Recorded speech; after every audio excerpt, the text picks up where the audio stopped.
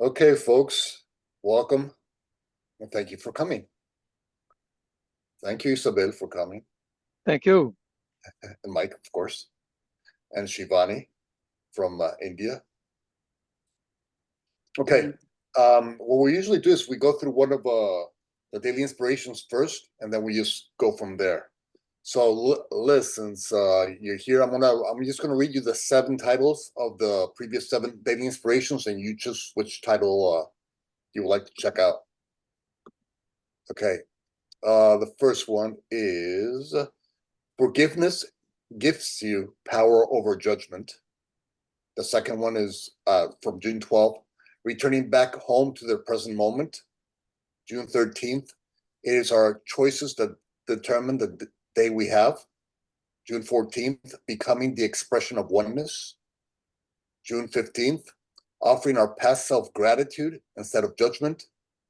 And June 16th is no longer blocking our awareness to the presence of peace.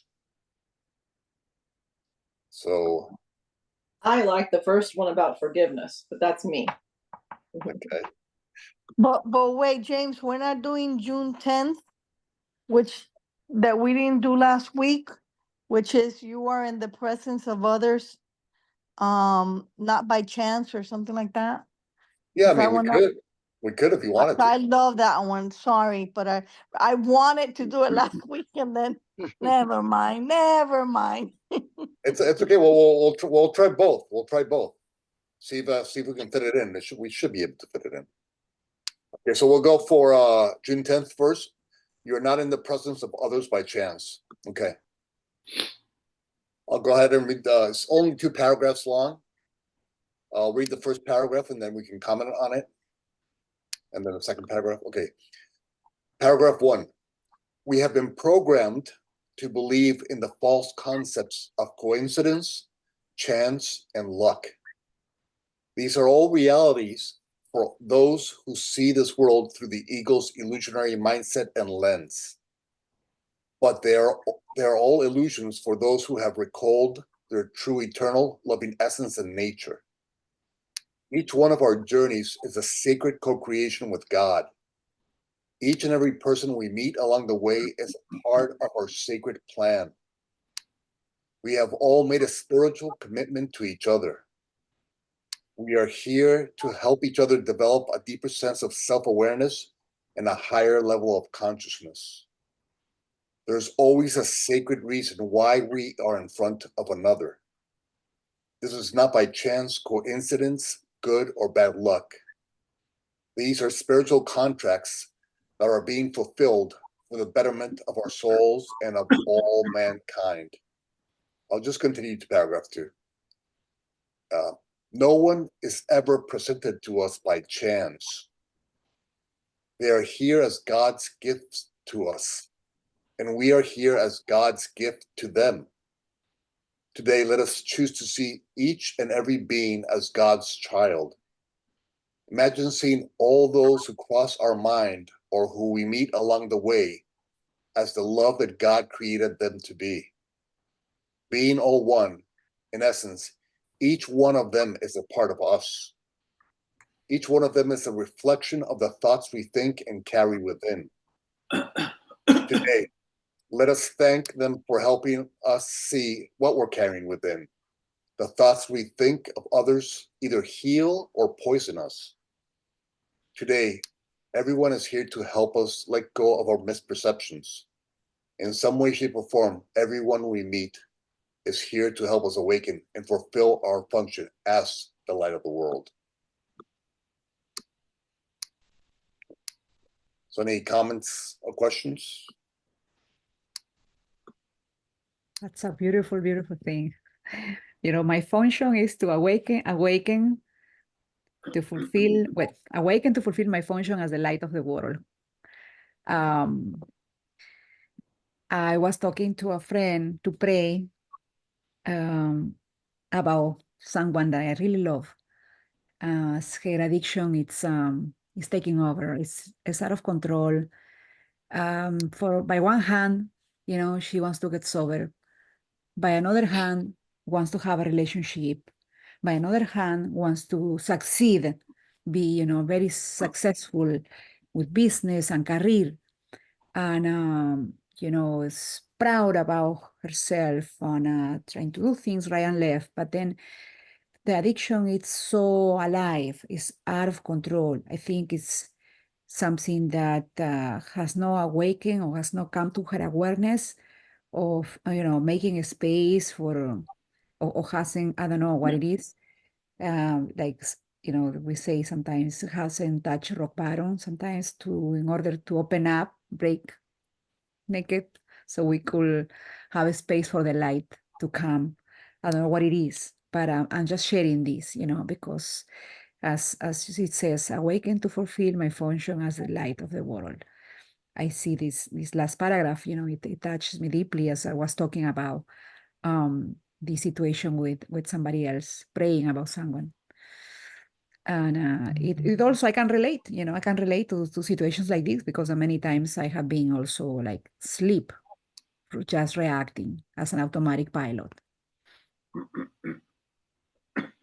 Yeah, we always want to try to simplify things. And so we can go two ways, okay? We can trust in our ego's plan for the universe, or we can trust in the divine design that our highest self has co-created with God. Okay, so always simplify, because the truth is simple. It's only the ego who makes it complex. Okay? So if you lack peace in regards to anything that's going on in your life or in your friends' lives, it's because you're not really trusting in the divine design, in the journey that they have co-created with God. Because let's say you're an addict, okay? Mm-hmm. You're an addict because in some way, shape, or form, you chose that passage. Because imagine this person before they were born, okay? Mm-hmm. They were a light in heaven, a soul in heaven, perfect, all loving. Yeah. They heard a call for help and healing from this world. And they thought to themselves, well, you know what? Maybe I can help in the area of addiction. Okay? So they come into this life and they take on the challenge of addiction. Mm-hmm. And they take on the challenge of addiction. Why? It's simply because they need to understand that part of the darkness of the world so that they can overcome it and then have those life lessons in their spiritual tool belt. Wow, what a message. Yeah, and then once they have those lessons learned in their spiritual tool belt, guess what happens? God begins to send them people who have addiction problems. Mm. And those people with addiction problems are actually going to listen to them, because when they speak, they're going to know that, oh my God, that person who's speaking right now, Mm-hmm. he went through and overcame what I'm going through. So Mm-hmm. obviously I'm going to want to listen. And so when your friend starts to help heal, well, first when she overcomes her addictions and her challenges, Mm-hmm. and then she starts to help people overcome their challenges. Once she starts to help those people overcome their challenges, she's going to see why she went through the addiction in the first place. She's going to start to remember, oh, I did this so I can help heal these people in these type of situations. And then once she recognizes why this is happening, then she has peace about her past and about everybody in her past. And so everything is a sacred circle. It's just that when we don't see that sacred circle, gratitude is not a response to whatever is going on. But when you see the sacred circle in each thing, in every action and interaction, Mm-hmm. then gratitude is your response to every interaction and situation. Now, that's not saying don't, Mike is still here, right? That's not saying that, like Mike says, you don't have to be you have to do whatever brings you peace. So sometimes your function is to do nothing and just step back and let them fall and let them land on their knees, Or if it brings you peace, sometimes you have to act and say, listen, if you keep doing this, you're out of my house or whatever. You always have to act from a place of peace. But the thing is, don't have any guilt towards what you're acting if you're acting from a place of peace. Because if you're acting from a place of peace, you're acting in alignment with the mind of God, with God himself. And so there's no need to feel guilt for doing what brings you peace. That may be doing something or maybe doing nothing. It doesn't really matter. Just come from a place of peace, and whatever happens, happens. Now, my place of peace is the praying, it's the, being available to help. Now, my counselor says, no, do not help. Let her fall. You have to be able to by herself, find the strength to pick up herself and do it, because you are enabling by helping. You're enabling, so you're not helping by being always there available. Because I'm in the relationship, So, but it's peaceful for me. But when I hear her crying, it's like, oh no, I can't. It's so hard. I can't. I'm suffering. So it's what will be the more gentle thing to do. It's just, don't you worry, hang in there. You want to be okay, instead of, yes, come, don't, be here with me. Yeah, you do what brings you peace, and then Mhm. you practice using those situations where you feel a little bit guilty for not doing anything or whatever it is that you're feeling that's not loving in nature. You use those moments when you have less than peace or less than love inside of your heart to practice trusting God more. And so, see, the ego would have you feel guilt for doing or not doing something, okay? That's where the ego wants you, diving deeper into its darkness. Mhm. Because that way the ego gets to survive and thrive through you, through your emotions that are other than loving in nature. Okay? So don't follow the blind. The blind, like the Bible says, the blind leads the blind. They both fall into the ditch. And so don't follow the ego's guidance. The ego's going to want you to feel bad about what's going on. No, use those moments to practice saying, okay, God, okay, I'm feeling a little bit off right now. I'm just going to put this moment in your hands, and I'm going to trust, because you are perfect love, that everything that's going to happen today is going to happen for everybody's good. So when that happens, you have peace instead of guilt or shame or whatever the ego is recommending. Yeah. Yeah. So in essence, if you keep on following the circle, what is really happening? In reality, your friend's addiction is helping you practice trusting God more. Wow. Yeah. And so when Both you ways. yeah, The place. when you recognize what's really happening below the surface of the ego's thinking, is that your friend is helping you see in those times where you're confused or feeling shame or guilt or feeling hopeless, those exact times you can place aside and offer them over to source and say, God, I trust you. And when you trust God with your challenging times or difficult emotions, and God is joyful and God is happy, because God created you to be the light of the world. So he doesn't want you being covered over with guilt and shame and sadness and whatever. He wants these veils to be lifted so that you can become the light of the world. And your friend volunteered in a way to help you accomplish that. So you think you're helping your friend, and that may be true, but your friend is helping you too. And so when you realize that your friend is helping you, remember that you are worthy of God's companionship, and that you are being taken care of by God, that God is taking care of you, and God is always taking care of you.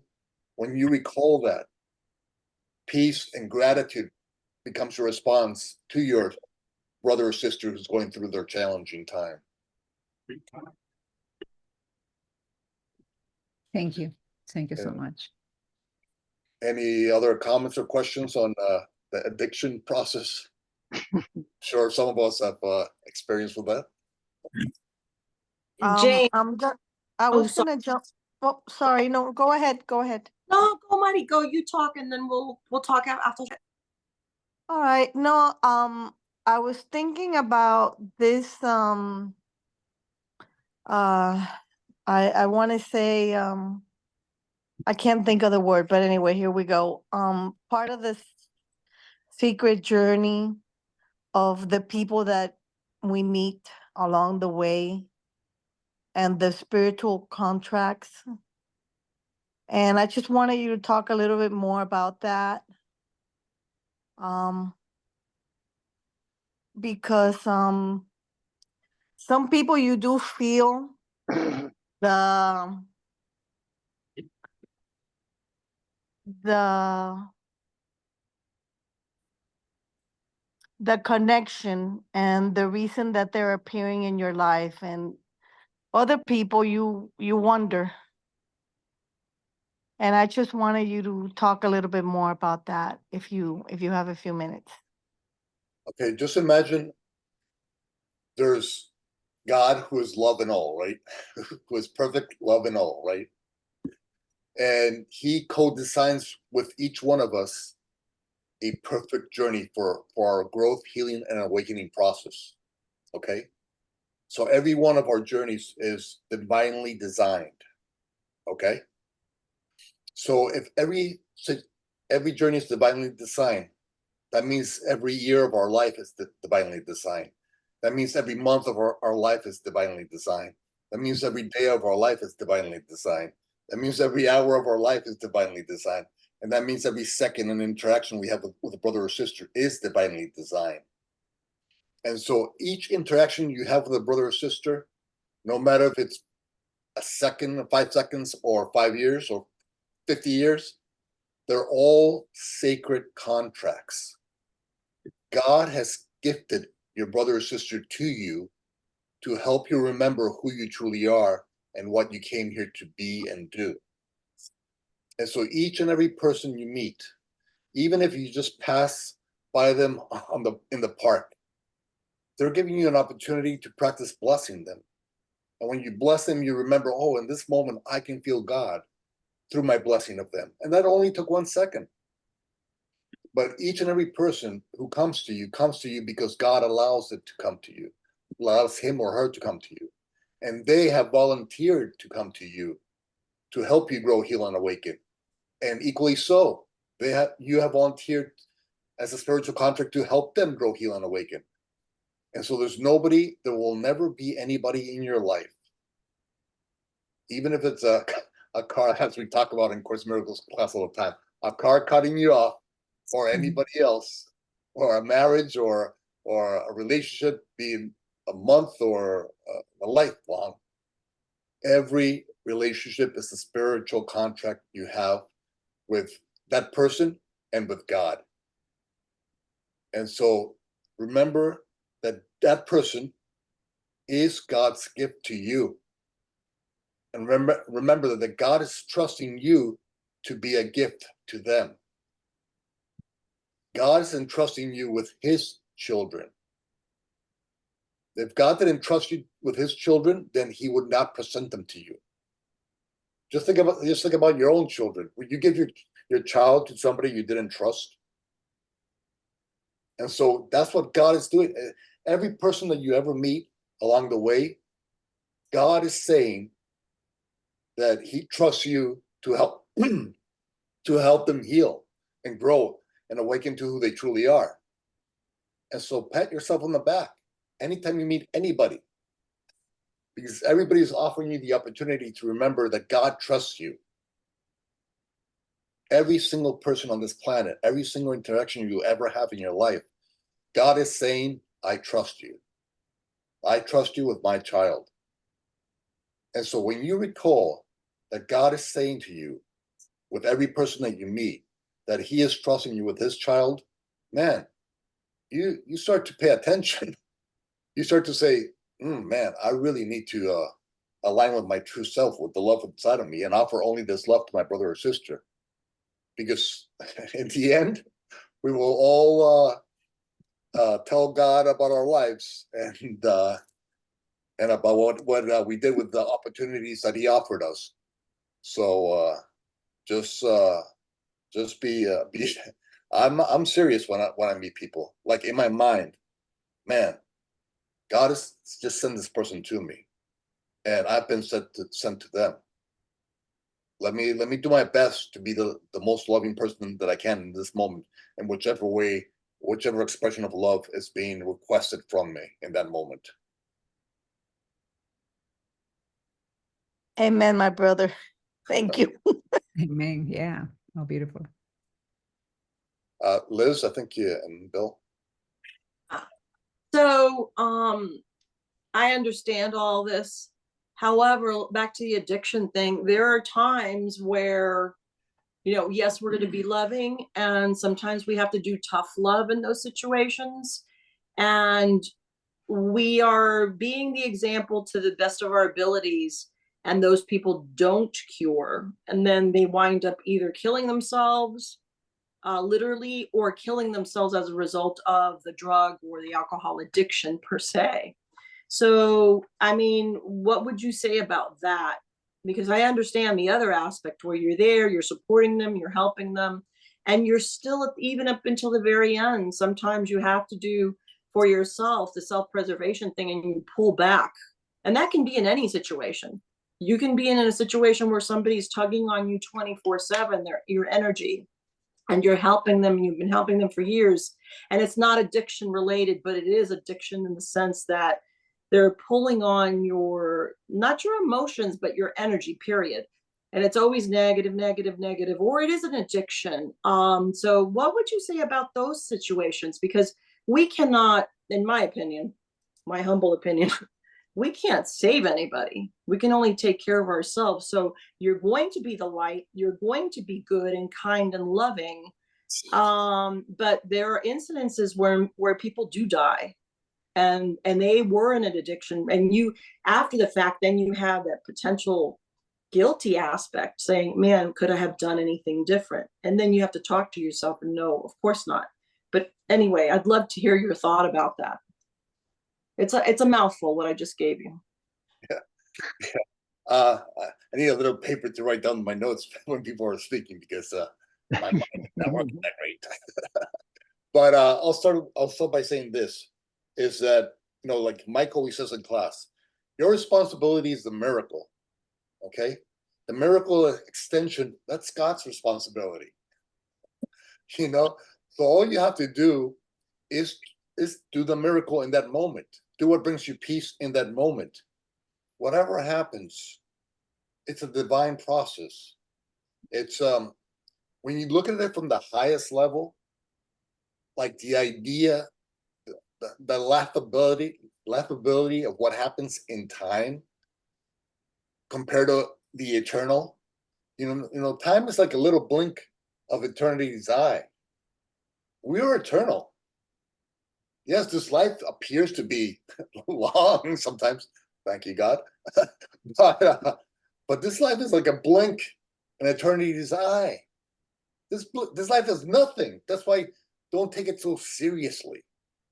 Don't take this life so seriously. It's just a blink of a moment in eternity. And then your brothers and sisters are eternal. They're not the body. You do in the moment whatever you can for them.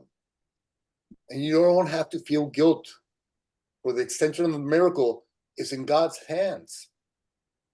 All you have to do is remember, you do your best, and the rest is in God's hands. And your brothers and sisters will never die. They never die. They just change forms. And sooner or later, we all see them again. So it's if you're stuck in the idea of the body, then you'll suffer because you're following a delusional mindset of the ego. No, everything's fine. Take a breath. Do the best you can. Yes, do the best you can. Say yes with love and say no with love. And then let the miracle's extension be whatever God decides. It's like if you trust that God decides, you will have peace. But if you decide that my ego's idea of the universe must be the right thing, then you will never have peace. No matter how right the ego tells you that you are, you will never have peace. And the ego doesn't want you to have peace. Why? Because the ego doesn't want you to think that you're the child of peace. The ego doesn't want you to recall that peace is your true father. The ego wants you to think that it's your father. And so the ego says, no, you can't have peace because your brother or sister killed themselves. You can't have peace. You must have guilt. But guilt is of the ego. And if you buy into that guilt, and it's okay to process your emotions, there's nothing wrong with processing your emotions. But if you follow the ego's path, it always leads you to pain. You have to ask yourself, do I want pain or do I want peace? Am I worthy of pain or am I worthy of peace? God doesn't want you to be stuck in that guilt and shame and all that CRAP, because that blocks your light. And and if it blocks your light, then you're not fulfilling your function as the light of the world that God created you to be. And so let guilt go. Do your best. Do the best that you can. Align with the love inside of you and offer that love to your brothers and sisters. It could be in the form of saying, yes, you can stay here, or saying, no, you have to leave the house, or whatever. But and then after you do that, you trust God.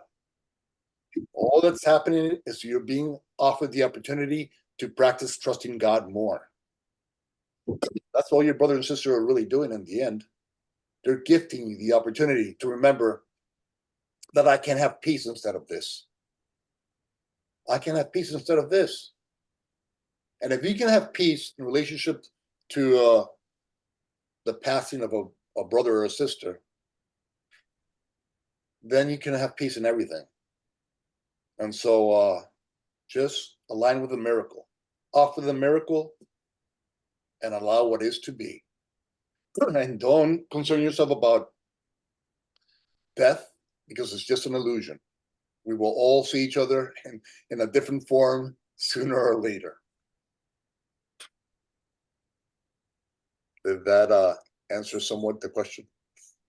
Yeah, yes, it got to the response I needed to hear, which is part of what the question I asked and part of not what but whatever, it just came out the way it needed to. So yes, thank you. Perfect. I wanted to ask, what it is recommended. At times, it's like no contact, go no contact, because, every time it's going to be ask for your help, blah, blah, blah, you're not helping in this matter. Because what happens is, comes from a point of peace, like, okay, I want peace. It's be nice that I do my things, she does her things, and we heal each other, because probably we are triggering. So I can surrender. I can let go. But the other part is like, no, no, no. No, no, you mean, you lying to me, you don't love me, you hate me, you don't care about me, comes all these waking up areas in my mind and my, it's like, again, until I get upset. And then myself, I start like, it's going back and forth in this situation. It's like, it's not easy. It's not easy. Once that the disease, this situation, the addiction, once it's like it's affecting also, of course, the loved ones. And it makes you part of the problem. It makes you responsible, It's hard to detangle unless you won't see this person again. You travel to another country. There's no contact, no phone, no nothing, no way to reach you. After 3 months, maybe you go back and you go like, oh, nice. You heal me too. So what will be the best? Is no contact, but the no contact for me is fine. But the other person says, no, no, no, no, no. You don't care. It's suffering. You cannot. How can you do that? That's cruel. It's you don't care. It's selfish. You think about yourself only. So I'm in this situation. That's why I'm, debating. Hopefully, I don't like it, and I want something new, something better for both. Yeah, whenever doubt comes in, decide to humble yourself, step back, and let God decide for you. Say, God, you decide for me. I'm feeling doubtful about the situation right now, about what to do. Just step back and allow Him to lead the way. Allow God, Source, the Holy Spirit, Jesus, Buddha, whoever you want, whoever you're in alignment with, to decide for you, and that will be the perfect decision for you. And then you don't have that responsibility because God decided, because the love in you decided. And so just practice inviting God in and allowing God to decide for you.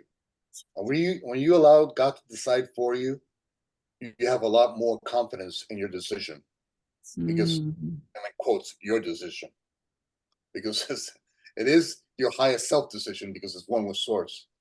But yeah, bring God in, humble yourself and bring God in and let Him decide for you. And you'll see you'll be able to have more peace in regards to whatever your situation is. Thank you, James. So beautiful. Any more comments on the addiction question or on the spiritual contracts that part?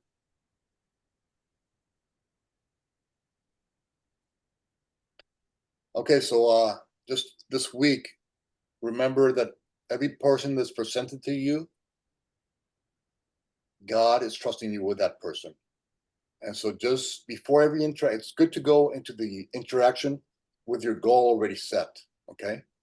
You want to always go into any interaction proactively, not reactively. Because if you go reactively, the ego always answers first and loudest. But if you go in there proactively, saying, okay, my function in this interaction is to be non-judgmental, align with the state of peace, align with love, and offer only love. And so you want to remind yourself before every interaction of your goal. What is my goal? And then during the interaction, you want to keep reminding yourself, when the ego comes in and says judge or whatever, what is my goal? My goal is non-judgment and peace. And so if you go into the interaction with your goal already set, you allow the interaction to become fulfillment of that goal.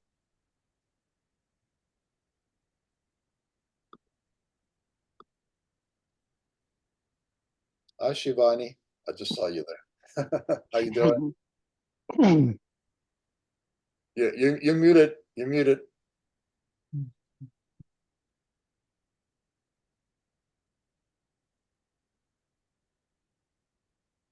So am I audible now?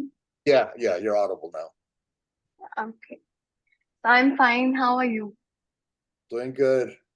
Did you how's India doing? India is like, it's very hot right now and hot and humid. Yeah.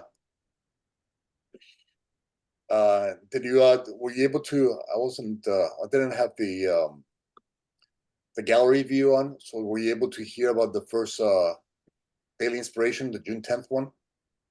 Yes, yes, Okay. I was. Okay.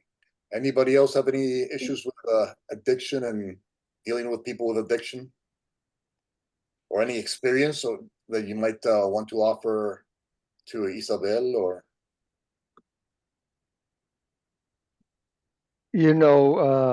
Free will means that we can choose to have as much pain as we want. It's just essentially what free will means before we get to peace.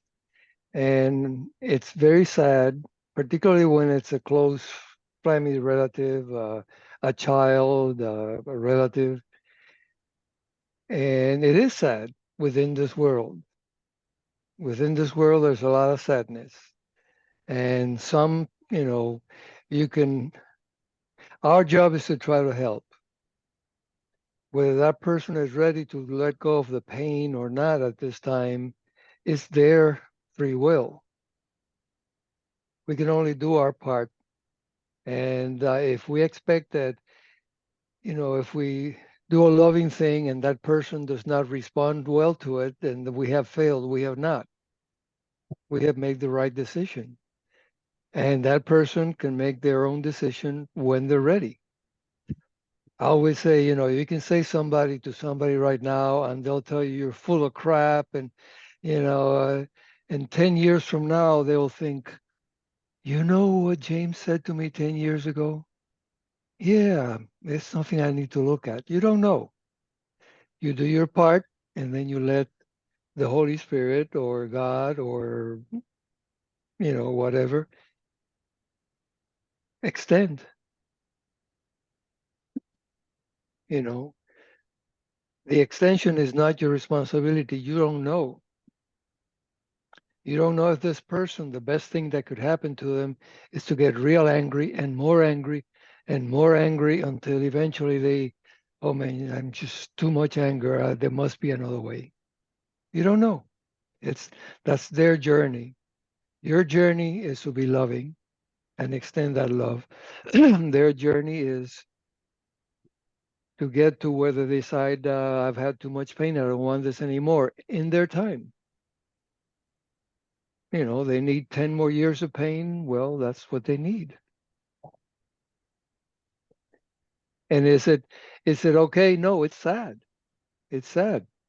When we see our brothers suffering, it is sad. And,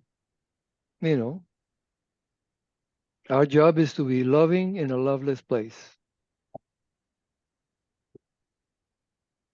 And JM, did you want to say something, or you just want to put it in the chat?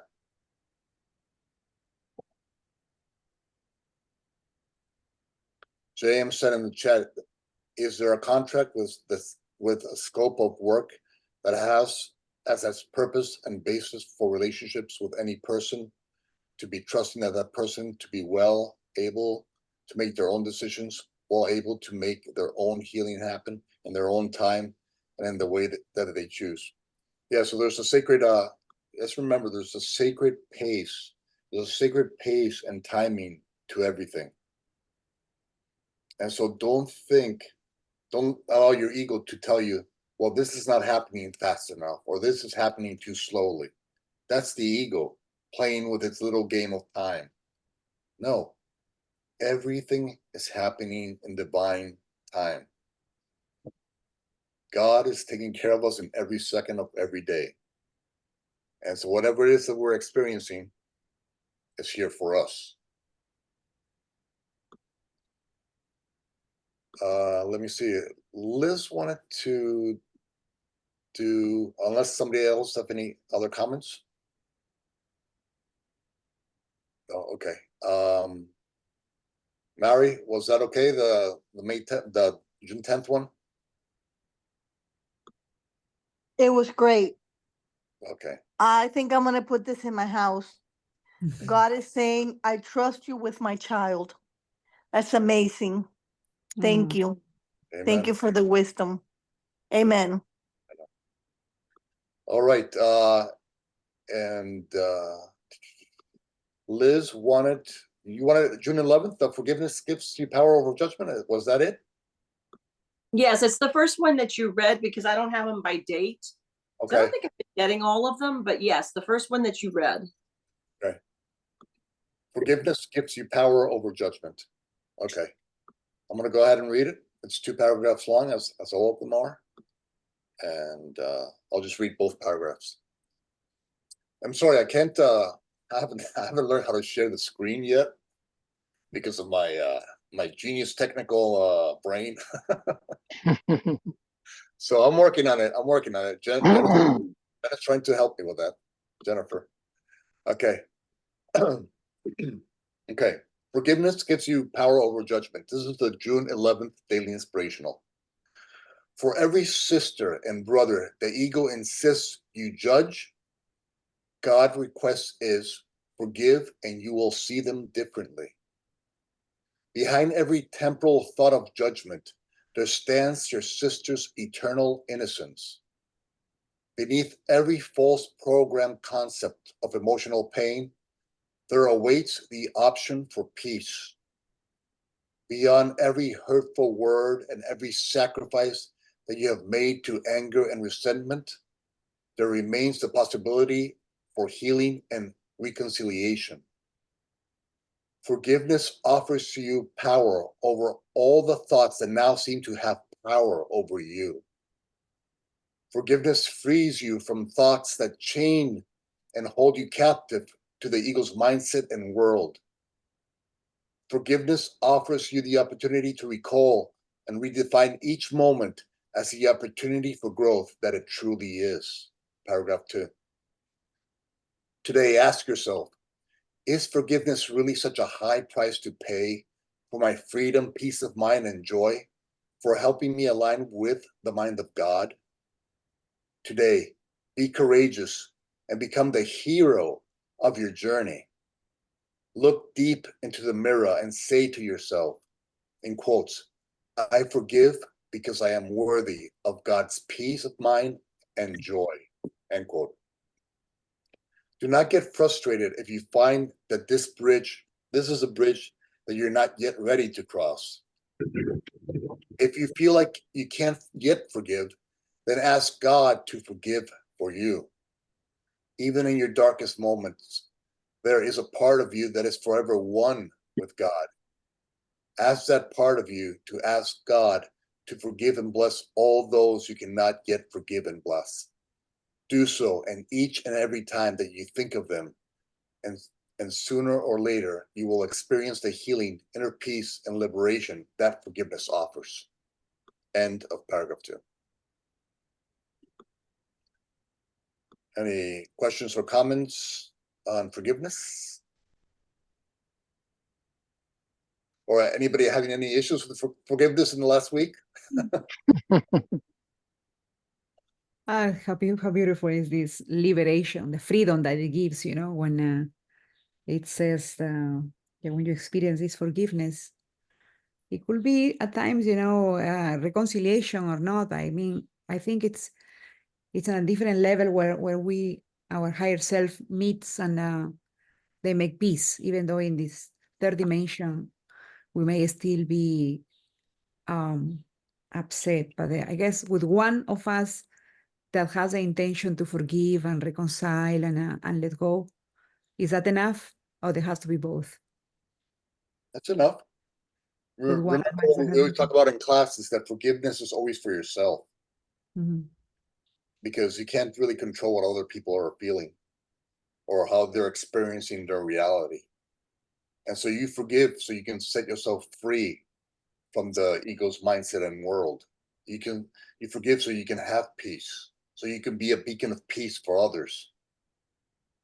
And so when you forgive, you become that light within the darkness for them. You show them another way, a way that they too can have peace.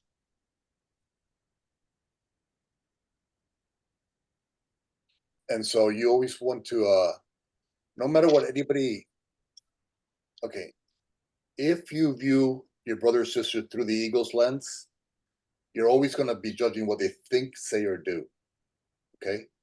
If you see them through love's lens, then you're going to see past what they think, say, and do into the eternal in them, into their soul, into what's really true about them, that only the love in them is true. And so you pass through the delusion and see in their eyes the love that they truly are. And so if you see them as only God sees them, then you're only going to have peace. You're only going to have appreciation and joy and love for them. But if you get stuck in the ego's mindset and choose to see them through the ego's lens, that's where your confusion and the chaos and the conflict result. And so just make a conscious decision. If I'm judging my brother or sister, I am viewing them through the ego's lens, not through love's lens. And all I have to do to have peace is change lenses. Just change the lens you're viewing your brother and sister through. Do so and you'll have peace. And so That's exactly what's going on. I can see that, the judgment in myself, doing it. but it's something that comes all of a sudden that I'm not aware in the moment. After the struggle has passed, I go like, oh, I judge, because it goes, it goes right there, the little, like a thread. We're aware, okay, I want to be loving, I want to be nice, I want to judge. She's good, it's nice, uplift, Isabel, uplift people. And then if I see like, oh my gosh, she's drunk, I see she's funny now. Oof. But the things that happens after, is the irresponsibility that I have to do things. I wanna be the one doing everything, and then becomes like resentment. How it come, the irresponsibility. I'm gonna be doing the dishes. I'm gonna be walking the dogs. I'm gonna be doing all of this again. So it's hard. It's hard not to be resentful, no, not to, because then I go, okay, let me do this fast, quick, in a way that's just no another task, just joyfully. But it comes to a point where, yeah, I get tired, because the control. Come here, go take a bath, and come back. Don't touch your phone. Don't open. And then you go like, no, I can't. So yes, it's a call for me to grow in compassion, to grow in patience and understanding in myself. Maybe if I will be in a higher level, I will see things from a different perspective, or be able to arrange things in ways that it doesn't aggravate one more than the other, or it's more balanced and stuff. So it's And, a matter of time. and you know what that is, right? Well, Perfect. my ego wants to do things. It's perfect because The it has balance. allowed you to become aware of it. Yeah, this is no balance here. Yeah, again, we start I will be fine. come back to the idea of time. Okay, you are able or should be able to process your emotions in whatever time and pace you think you need to process them. When frustration or guilt or shame attack you through the ego's little whispering in your ear about whatever it is, it could be 1,000 different stories. They're all the same thing if it brings you the same emotion. And so, okay, right now I'm dealing with guilt. That's okay. Guess what? You're a human being in the world of duality, trying to remove yourself from duality and return to oneness, so that you can bring oneness into that duality, so that you can bring that peace into that confusion, the state of confusion. And so, whatever it is that you're experiencing that's less than loving in nature, don't punish yourself for that. Just take a breath. Okay, I'm feeling guilt. I'm feeling shame. I'm feeling self judgmental. That's fine. There's nothing wrong with that. It's the ego who says there's something wrong with that. It's the ego who says, well, how many more years do you need of spiritual work to stop feeling guilt? That's the ego saying that. And so, okay, the ego is saying that. Thank you, ego. Thank you for your comments. I give it a thumbs down. Hmm. and say, no, just place the ego aside. The ego's, if I'm judging myself, okay, if I'm feeling guilty, guess what? You cannot judge yourself. You cannot feel guilty or shame. You can only feel love towards yourself. The truth in you can only feel love towards yourself. If you're feeling self-judgment, if you're feeling guilt or shame, that's the ego who's in control of your mind.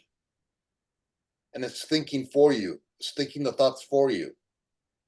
And so if the ego's in control of your mind, you're going to feel guilt. You're going to feel shame. You're going to feel self-judgment. But don't allow the ego to take control over your mind. When it does have control over your mind, just practice recognizing, oh, I'm feeling guilt, shame, self-judgment. What's happening right now? The ego is in control, has taken control over my mind.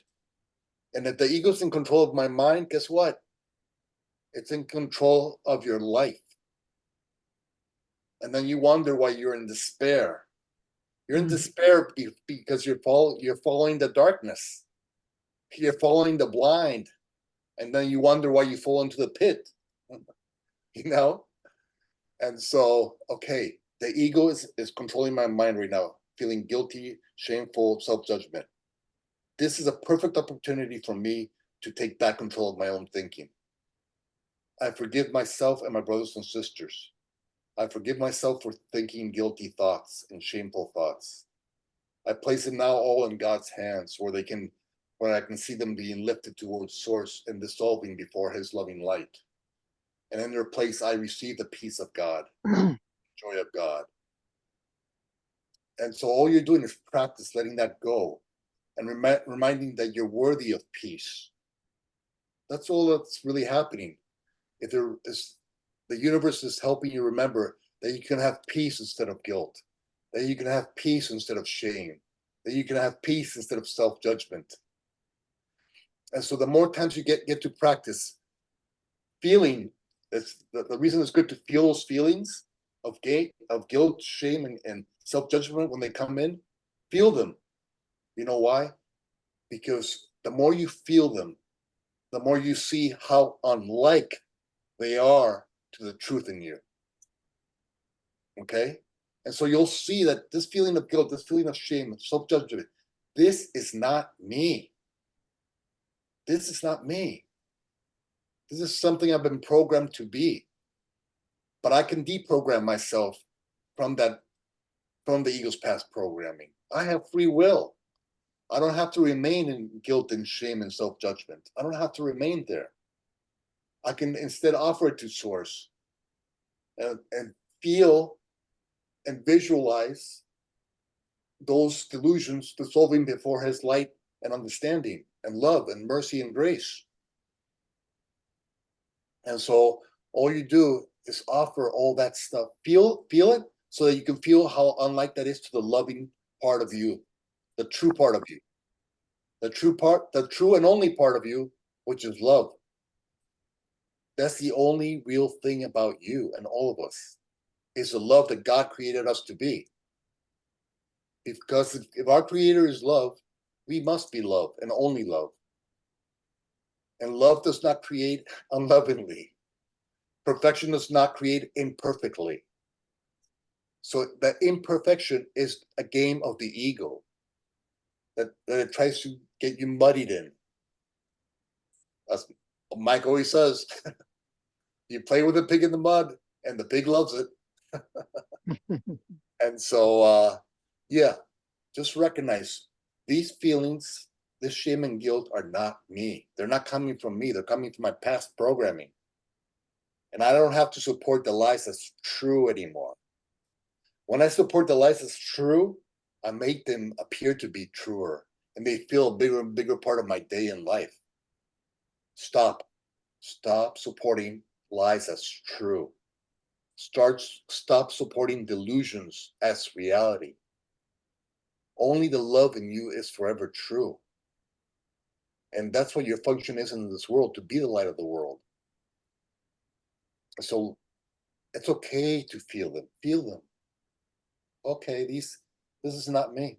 Sorry, ego. Guilt and shame and self-judgment, it's not me. And now offer them to source, forgive myself and others, let them go, and return to peace. Thank you so much. Thank you. Any other questions on forgiveness? Or anybody dealing with forgiveness issues this week? Or I have a good forgiveness example? I just wanted to share with Isabel. I grew up with an alcoholic father. He was pretty much from Friday to Sunday night. Most of my life was, interrupted. And then I thought, when I was a teenager, if I ever get married, I'm going to be a really good father, and this is never going to happen to my kids. And then I have a son that became an alcoholic when he was 25, almost killed himself with pancreatitis. And then I had 7 years later, I had a daughter, and I said, well, she'll be my savior. And she was doing really well until high school. And then she started drinking.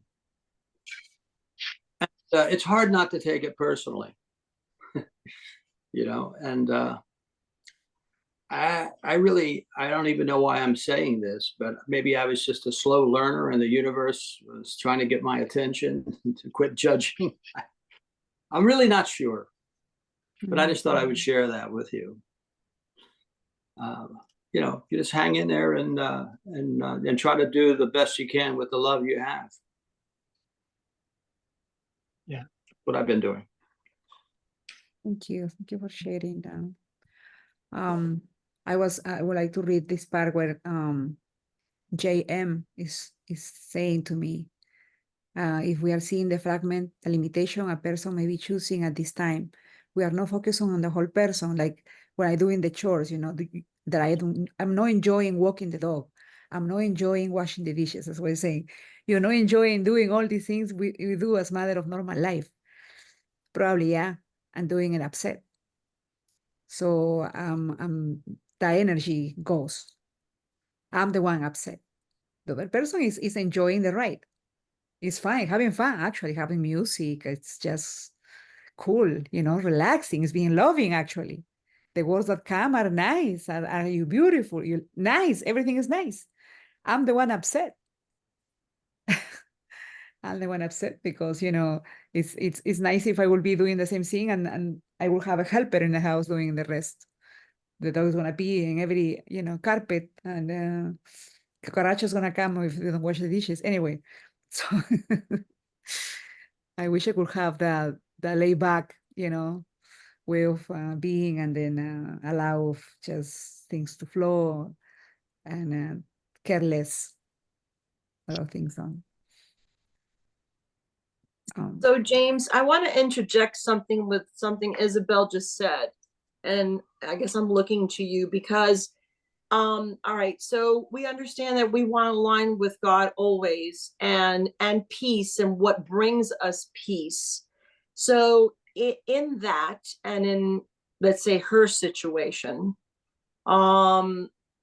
what may bring her peace doesn't always mean, and you can always be loving, but it's like what you guys referred to as like the second portion of the manifestation. I don't remember the terminology you utilized, but it doesn't always mean in my mind that you're always going to be loving, you're always going to be hopefully at peace and aligning with God, but it doesn't always mean one stays in a situation and apparently suffers as I'm perceiving. What would you say about that with regards to Isabel's? Because that's the aspect that I'm looking at, because I'm going, okay, we're aligning with source, we're going to get to the point of peaceful and ask God to show us, but there comes a point in time where how much is too much, you know, and that could be her soul's path, meaning Isabel's soul's path, whatever, because obviously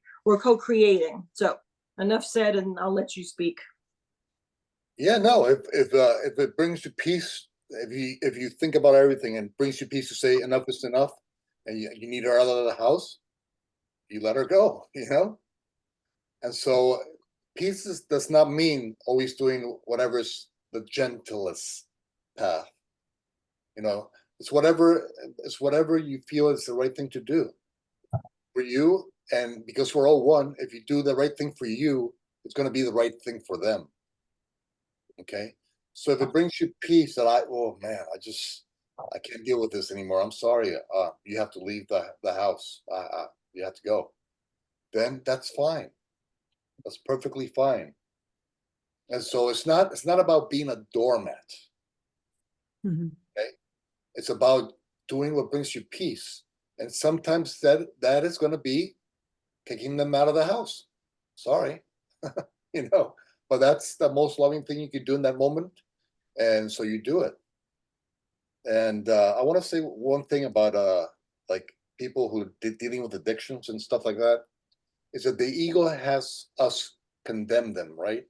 As not mature enough or not whatever enough, okay?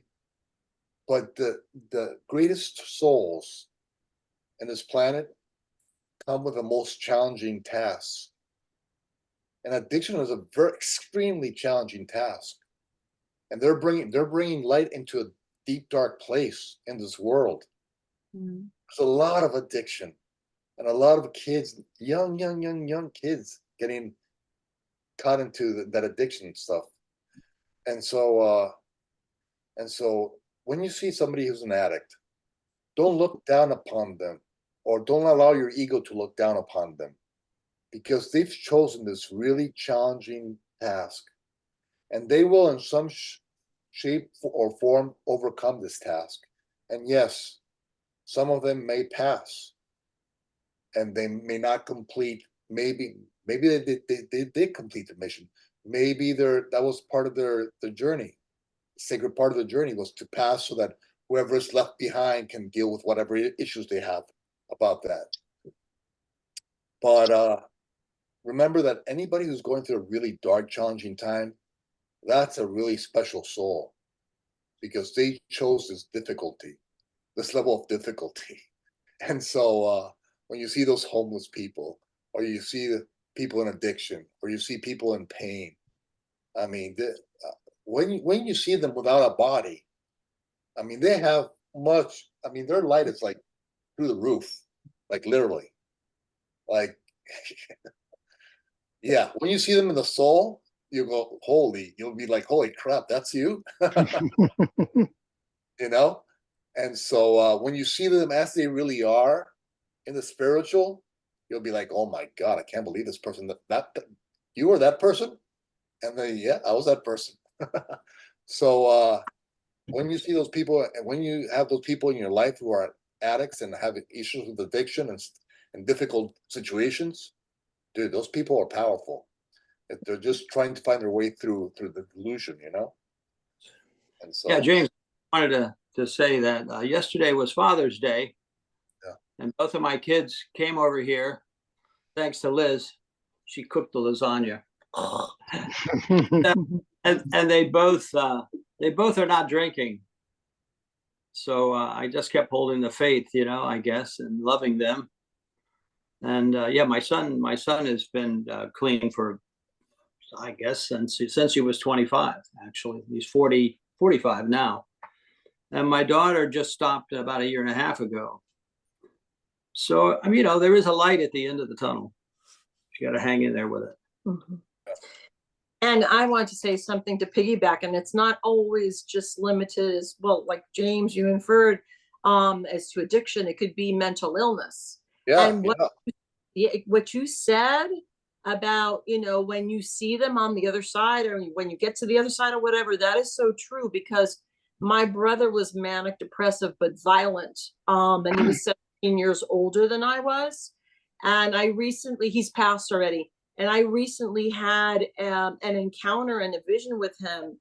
And I never, because I can see into the other world. So I didn't want to see him. I didn't want to talk to him. I was still angry with him. And it was very powerful. He came to me and I saw him and I said, oh, but it's all gone. His mental illness was gone. He wasn't who he was when he was on this earth. Because I always had that question, do they take this stuff with them, the mental illness aspect?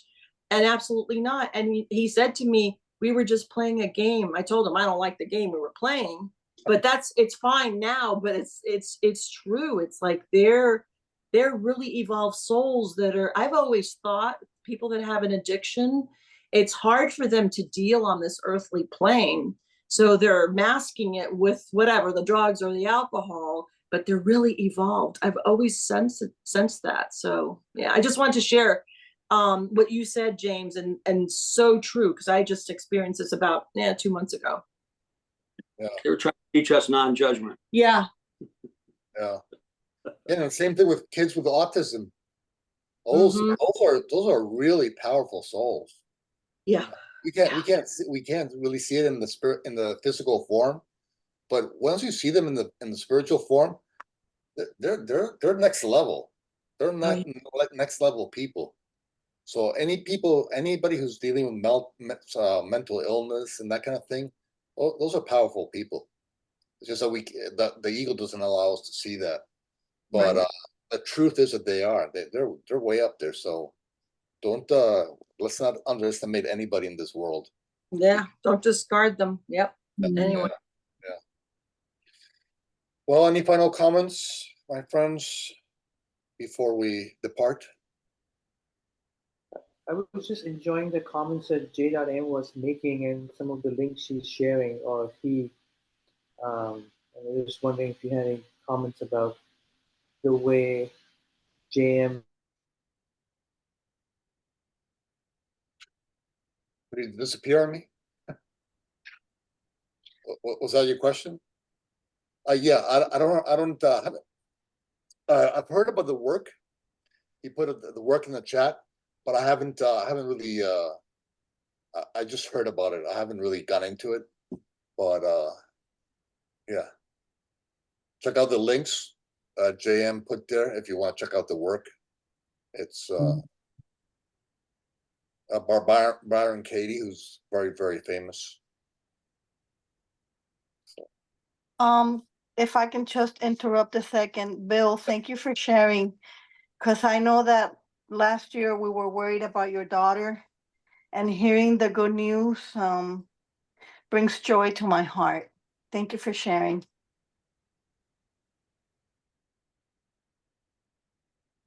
You're muted, Liz. Sorry, I muted him.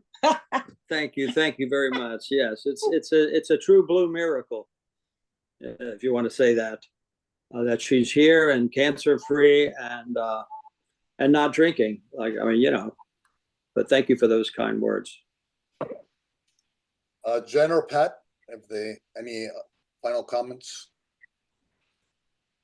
Thank you very much. It was a beautiful, beautiful encounter.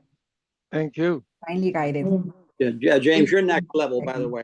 That's like next soul level. But you're here. And Thank I have you. thank you. Yes. Thank you. Thank you. And we have a Course in Miracles class on Wednesday at 7 p.m. So if anybody is free, you can stop by, and I'll send the link. We'll come in your house. So, come to the house, yeah. Me too. Me too. I'm getting in the car right now so I can make it there by Wednesday.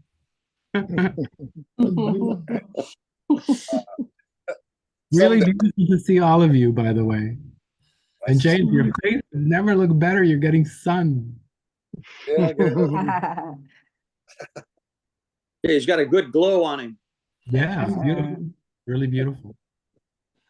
All right. Thank you, people, Thank you. for coming in. And I'll see some of you guys on Wednesday night. Well, I'll see some of you guys tomorrow night on Charles' Thank Course in you. Miracles class, and then Wednesday night in class.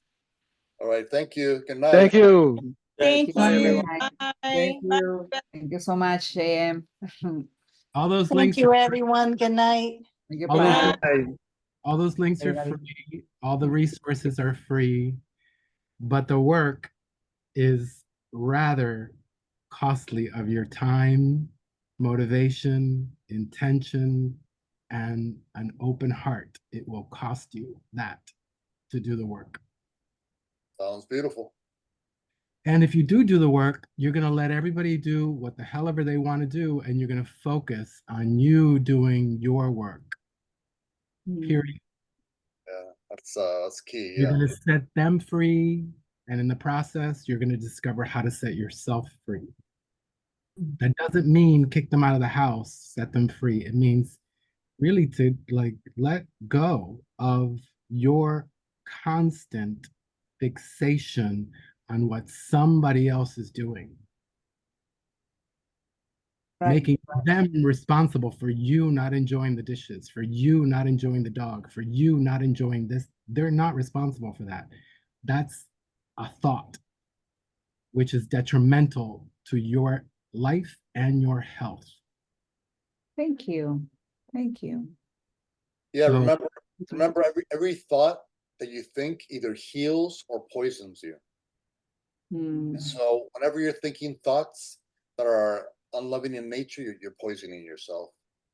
And so as quickly as possible, recognize that, stop that line of thinking, and align with love, and then come from a place of love.